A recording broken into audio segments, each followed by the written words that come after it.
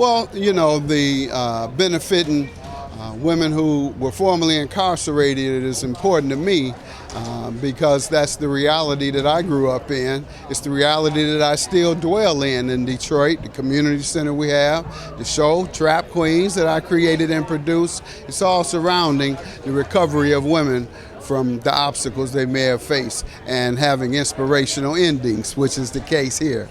I looked at some of the workshops and activities going to go on upstairs. Everything from getting their hair and nails done to how to apply for a mortgage. Talk about how important these things are for women who are. Absolutely. Everything sounds like it is something leading toward employment and an empowered life for you and your family. Mortgage, house, of course, who doesn't want that? But they got to have a job, and to get the job, you have to have a great presentation when you walk in for that interview. So it all goes together. That's an excellent idea and concept.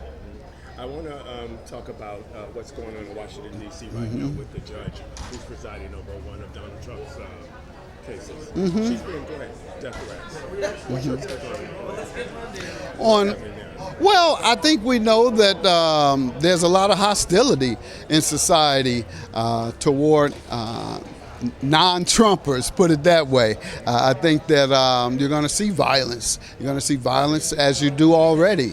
And so that's part and parcel of going after someone who is clearly, in my opinion, a demagogue who has thrown the country into turmoil.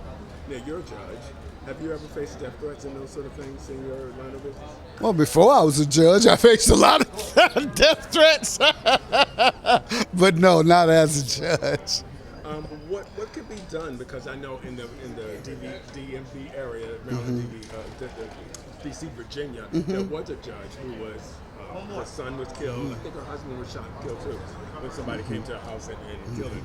This judge here is facing death threats. Correct, and this isn't. There have been a few judges that have been assassinated in years past, and I think she deserves 24-hour security by armed government agents. That's what I believe.